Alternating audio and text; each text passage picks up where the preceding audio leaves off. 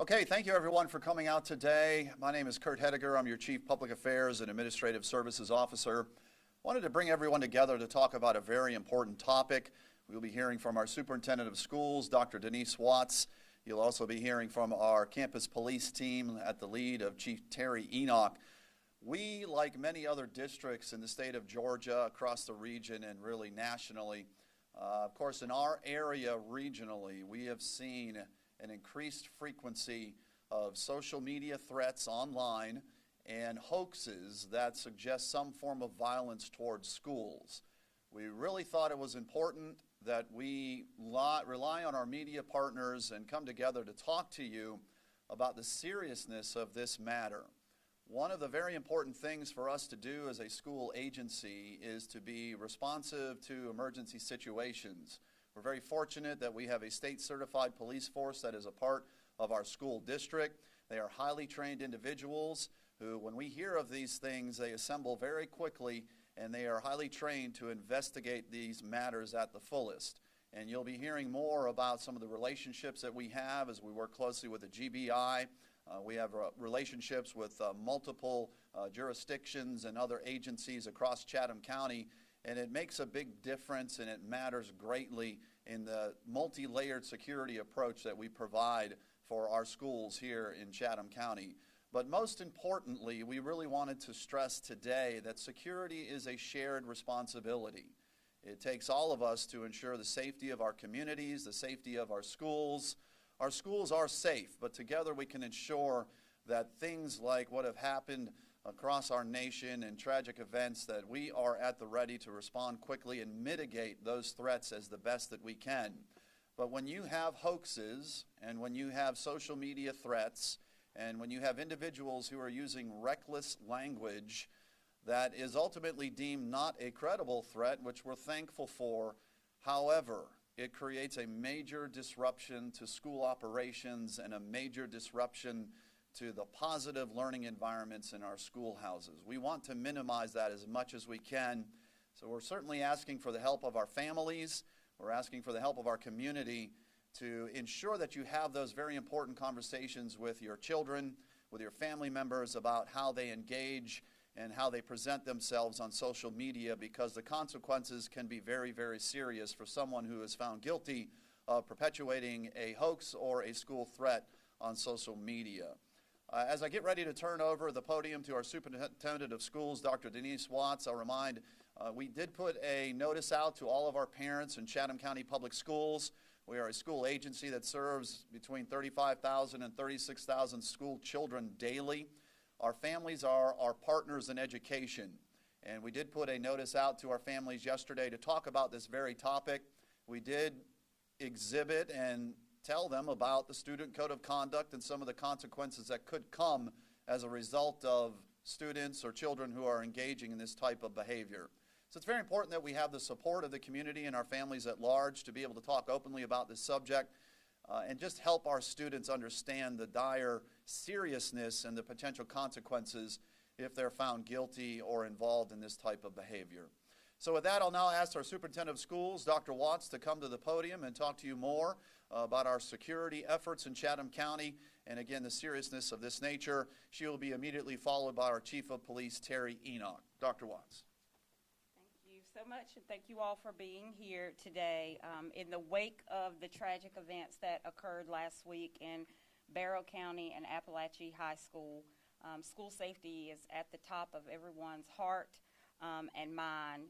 And we are realizing that the impacts of events such as this can be far-reaching.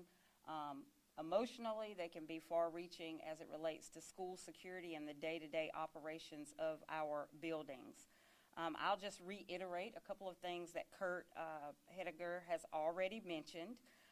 We have been the victims of jokes and hoaxes of our students over the last few days, and I want to iterate and emphasize the fact that we take each and every one of these very seriously.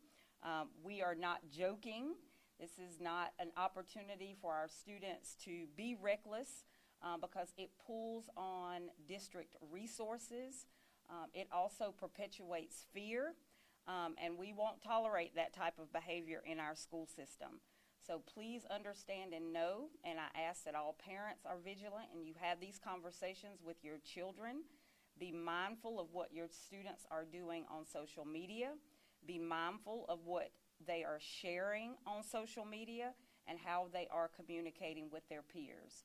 Because when we have to get involved in these incidents, it does pull away from valuable district resources, and should there be a serious, real credible threat, it would be difficult in some cases for us to garner all resources to focus on that particular incident. Our top priority remains the protection of our students and staff.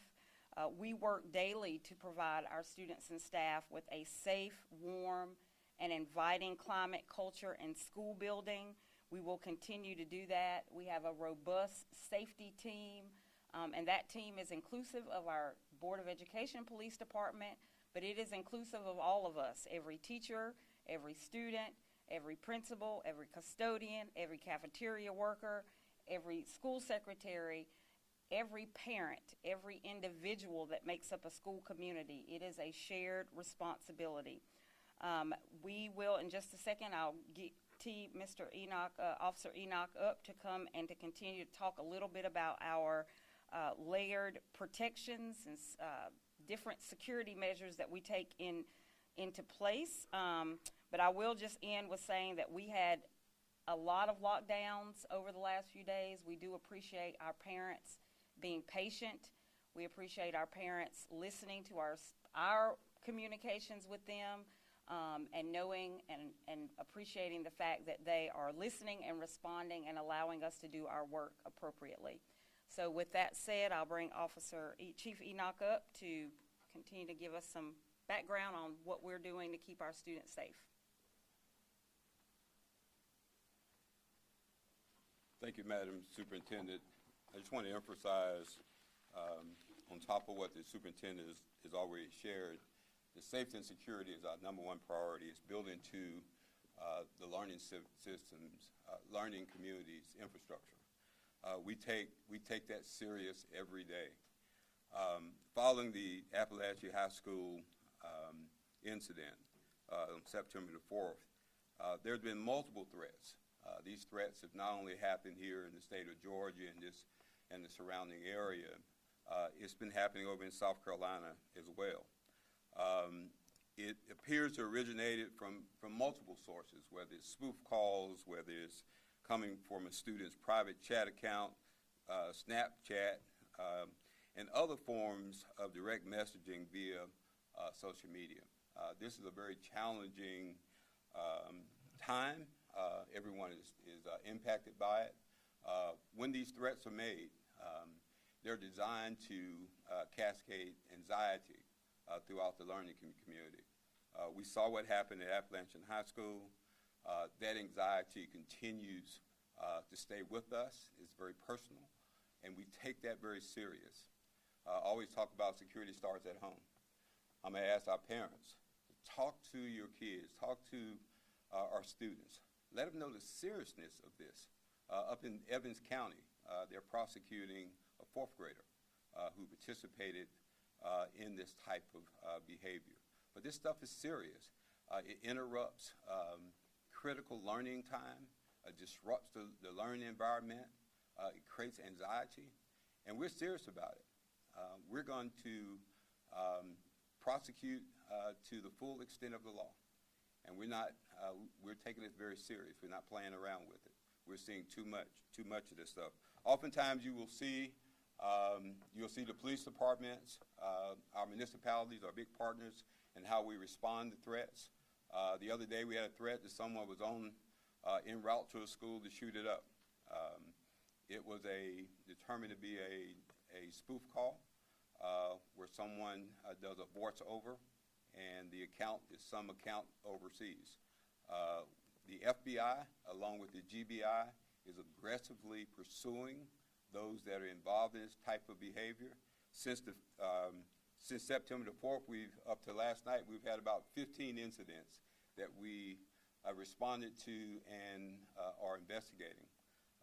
Some of them have been closed out. but majority are still open, and we're working with our law enforcement partners in order to hold folks accountable for it. I need your help. One is I want you to understand that when something happens, I want you to feel a little at ease, to know that we have a plan. When we talk about layered security is throughout the entire school. You may hear someone say, the principal may communicate that there's a lockdown. Lockdowns are part of our layered security. They're there to help us. We think the schools are some of the safest places to be during situations when there's an external threat or internal threat, that we can keep the aggressor away from our students and that we can respond appropriately to it. So we have different levels of lockdown. Some are designed to keep anyone from coming in. Some are designed to keep students in a secure place while we identify the threat and eliminate it. And then some are designed to evacuate. And so we take all those strategies and protocols very serious. They work. So if one layer fails, there's multiple other layers, from communication to our response, to what to do in the event certain things happen. That's why we do the crisis exercises.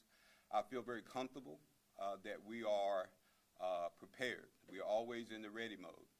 And we have been executing that ready mode with fidelity. We're always looking to learn something from every incident. So one of the things that we're looking at, instead of throwing all of our resources at any given situation, we're taking a more measured approach at threats, so that all of our resources are just not bouncing around playing whack-a-mole. In that measured approach, I can assure you that our schools are going to be safe, and they are safe. And we're learning each time an incident occurs, we're tweaking and making adjustments so that we can mitigate that threat if we have to. Now, let me tell you something. Nothing is 100%. And that's why we talked about safety and security being a shared responsibility. It starts at home. Our students, through our see something, say something. They see something, let us know. What see something, say something is a force multiplier, right? The more eyes and ears I got out there in the community, the more I have on those campuses that's willing to share something suspicious, something out of the ordinary, something unsafe, the safer we can make our campuses. And let me tell you, it's just not germane to our district. It's happening all over this nation. And so we have made those adjustments. We are investing a lot in our infrastructure to help make our schools safe. But again, I need our community to be our partners in order so we can continue to do an effective job.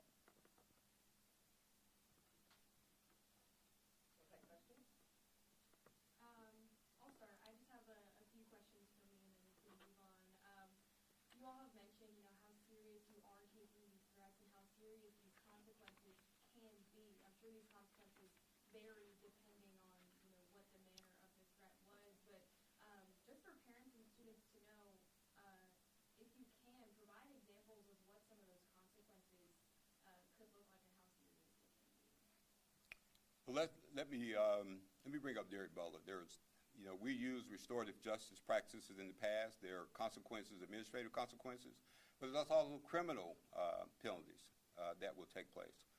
For example, terroristic threats and acts are charges that we have used before, and we will use them again, depending on the circumstances. Every situation is different. There is no boilerplate charge for every situation. And so we try to best, figure out how to best deal with each situation appropriately. Okay. And I do want to emphasize, Derek, you want to come? We will certainly encourage our parents to review our student code of conduct. Those threats, false reports, those are considered level 3 violations. And those consequences could include up to expulsion. And so again, you've heard the superintendent, you heard Chief Enoch, Mr. Hediger talk about the seriousness of this, and certainly those consequences. And although each of these instances are investigated, we do want to emphasize and really reference our student code of conduct and encourage our parents and our students to reference that. Because again, these threats are substantial disruptions to the school environment. This is Derek Butler, our Chief Academic Officer. You said there were 15 that we were investigating, some have been closed. It seems like there's a mix of foreign agents at work here and then local to students. How many were originated out of student actions? So again, these are still under investigations. Some of these are not coming from here. They're coming from other places. So there's a list. Someone can take a picture of a list and put Target on it. And then there may be schools that have similar names throughout the state. For example, we received one list that came from Tennessee. They reached out to us because they knew that we had a school that had a name on that particular list. And so when we looked at that list, we learned it was not actually our school, it was actually a city in Georgia. So that information is cascading around, it's coming from different places. It's not always coming from our local community. Those threats are coming from other places. Have you identified any specifically yet to KVP students? Let me say this. This is we're working with multiple agencies from the GBI and the FBI. I don't want to get ahead of my skis, but I can tell you that in some cases we have subjects that we're interested in talking to. And so we are pursuing it aggressively. Our partner agencies are pursuing it. And we're doing our best to identify anyone that may be reposting or posting the original post, working very diligently to do that. How many schools have been affected? I just talked about, I have about, of those 15, I think there's approximately 11 schools that may have been affected by it. What do protocols look like when a school has to go on lockdown in terms of notifying parents? I'm sure obviously your first priority is figuring out what's going on at the school, but if parents are curious, what's going on, when should they look, how soon are you guys hoping to notify? That's a good question. I think it's a good time for me to pivot. I'm bringing our emergency management coordinator who will come in and talk a little bit about that, the lockdown levels and what they're intended to do. Sure. Good afternoon. I'm Justin Pratt. I'm the emergency management coordinator. I work in the Division of Campus Police. So communication to families is super important. So while we are actively responding to an incident, we are also communicating with our communications office, academic affairs, and the school staff to make sure that messaging is appropriate and we have the most updated information for them to provide to our parents and to our families. Sometimes messaging comes directly from the district. Other times we're able to have it come from the principal themselves. It just kind of depends on the situation and what we're specifically dealing with and who is available to be able to push that messaging out.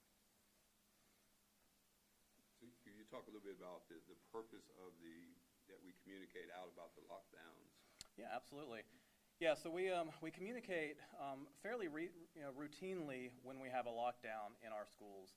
Sometimes it could be activity that's happening in a neighborhood or in the vicinity of a school. It could be something that may be happening in that school. But we try to make sure that as soon as we can, we communicate that out to the parents, to the families, to ease tensions, to make sure that they're aware what's going on and that we're proactive in whatever that response may be. But we do have 3 levels of lockdown, and like Chief had mentioned earlier, they range from a very basic level of lockdown, something may be happening in the nearby neighborhood, and so we lock down the school campus so that there's not a lot of movement, not a lot of people coming and going, all the way up to a very serious incident that may be happening within the school, and everything gets locked down. No movement happens within the building. Everybody goes into a shelter-in-place type situation, and then so we kind of have those layers of lockdowns in place so that we can still continue the education and the day, because something may be prolonged that's happening in the neighborhood nearby, but we don't want to stop education and don't want to stop the learning environment for the entire day while that is happening outside. So that is why we have different layers of lockdowns. Without getting in too many details of our security strategies, we use those, and it's a best practice. We use that in our crisis emergency drills. when there's a threat, either externally, it could be in the community, we want to make sure that that doesn't bleed into our schools, on our campuses. So these are standard protocols that are not used just by us, but in other school districts throughout the nation. What are best practices for families and parents to take if they get wind that something might be happening at their school? Yeah. Is there resources for them to access on the school's website? If you hear something on social media, and where can they expect that initial communication to come from? Yeah. So we have, one of the things that we've learned is that it's critically important that parents know what's going on. And our communication staff, we have a dedicated staff to cascade that information out almost immediately. Sometimes it's happening while the incidents are going on. That's just how fast it's going, because we know that we're competing against cell phones. We're competing against others that are creating narratives that may not be true. So our goal is to get information out as fast as possible. I don't think we can get it out as fast enough. But let me just tell you this. We're trying to get to the facts. One of the things that our biggest challenge is to understand what's going on and then try to get accurate information out to our families, our parents, our community, accurately and portray it correctly. But we're always competing against someone else who wants to put out their own narrative. Is it email communication that they can expect first? Typically, yes. Yeah. An email communication is usually the first thing. We encourage parents to follow our social media, check with our social media, follow our website.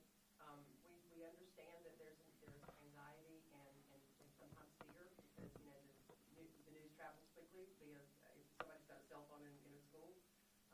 But there's really not much that's helpful when people assemble outside of school thinking that there's a problem. Our campus police are essential for that, and they're thinking. Yeah, I think today is a good example. Our communication team and superintendent wanted to make sure we got a message out to our parents, to our families, to our school district. That safety and security is the #1 priority. I want to thank our media. We just recently had, as most of you know, attended at a media roundtable discussion where we talked about how it's important to get accurate information out in a very timely manner.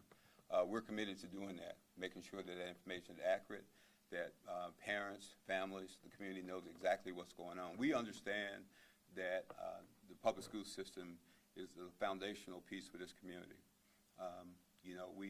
We're stewards of that. We understand it, and our goal is to make sure you get that information as accurately and as timely as possible.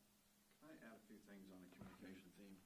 So one of the things we want to remind to our families is it's critically important that our families maintain updated and accurate contact information as they are registered in our school district, because when there is an emergency, depends on the level of the emergency. If we have an immediate threat to a school, the district communication team will issue a communication and will flood all numbers that we have on file through our emergency process of communication.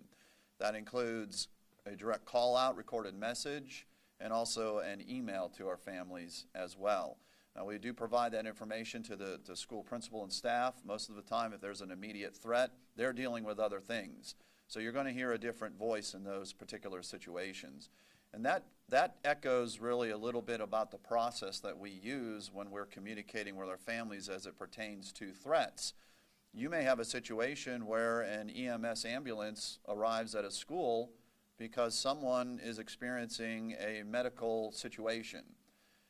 It's not uncommon for us to restrict movement within the school, and students may perceive that as a lockdown. But it's not really a lockdown because of an immediate threat. So we wouldn't immediately issue an emergency call out like that, because what that does is it also sets a precedent that there's something very dangerous happening at the school when there's not. So we work with our schools. We prefer that in situations like that our families are hearing from the principal a voice that they recognize, that they know, that they trust. However, our communications team will respond very quickly and get information out depending on the level of the threat that's going on.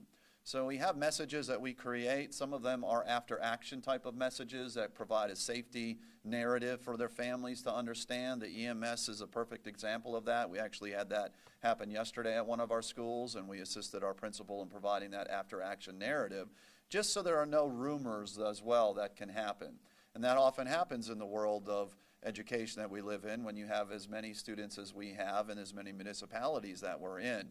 It's easy for something to be perceived incorrectly and travel quickly. That's why we remind everyone that your accurate source of information is through the school district, and it's either going to be from that direct call out or email blast, or through our social media channels, or through the district website.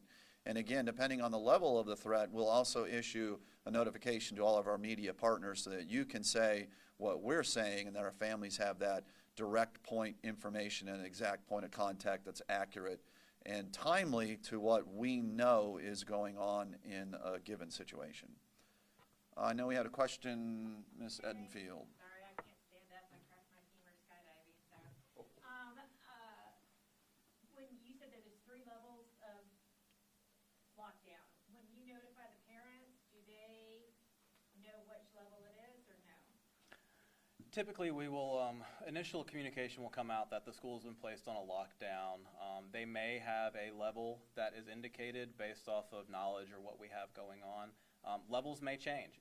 We may go to a higher level of lockdown for immediate, locking and securing the facility.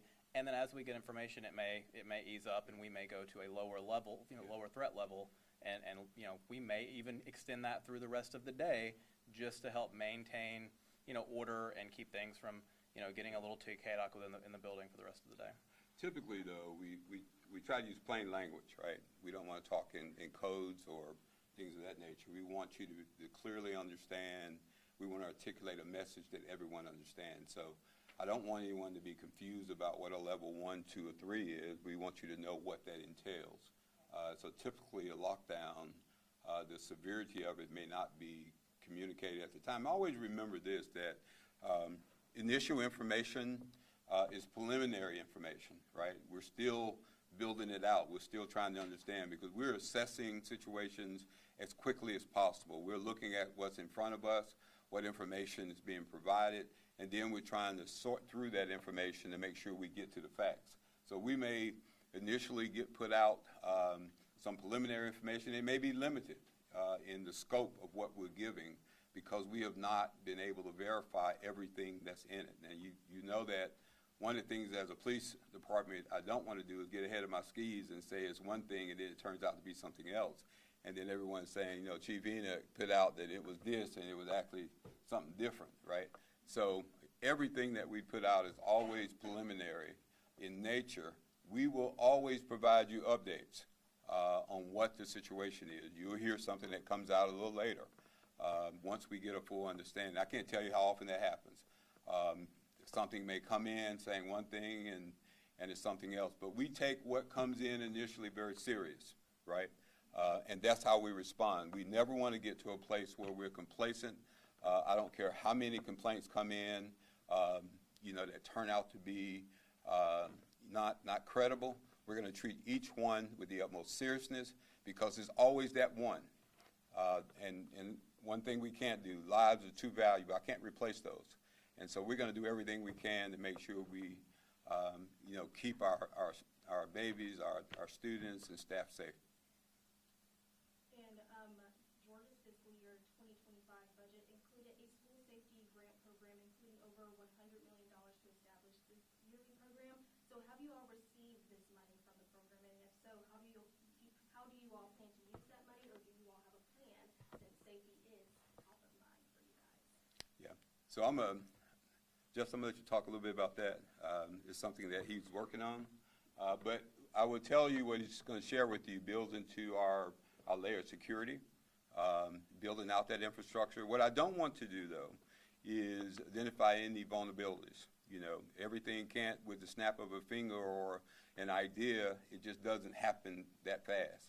So we want to use our money in the most effective and efficient way so that we can have a much broader reach to help make sure that our layered security across all 55 schools are safe, and to make sure that we're doing everything with fidelity. So I'll let Justin talk a little bit about, without getting too much in the weeds on it. Yeah, so the security grant funds from the state, we've received this money in previous state budgets. We are looking at numerous ways to enhance the layered security on our campuses. We're throwing around ideas like hiring additional school safety officers to help with screening of students and visitors as they come in our facilities. We're looking at adding additional weapons detectors to assist with the influx of students at the beginning of the school day and making sure that we're able to effectively screen everybody. We're looking at cameras and access control and a whole host of other layered security initiatives. And this funding is going to go a long way to help support all of those. And so that's really what we're planning on using it for and what we've used it for in the past. I would tell you, this round of funding also can be used on, in the past, it haven't been able to be used on staffing. So we are looking at, the superintendent has tasked us with enhancing our school safety officer program. That's those that are screening, to help screen students and visitors that are coming to our schools to make sure that we help mitigate contraband and weapons that may be coming in. That was a good question. Thank you. Included in those measures that you just mentioned, Mr. Pratt, are you looking at the communication devices that were used in Appalachian High School by teachers to alert? Some sort of media tag device that they pressed on for a certain amount of time? We have a similar solution that we're implementing throughout the district. It's not the same company, but we are implementing audio enhancement in our classrooms. The microphones that the teachers wear have emergency alert buttons on them, so it's similar in the way that it operates and works that they had in Appalachia.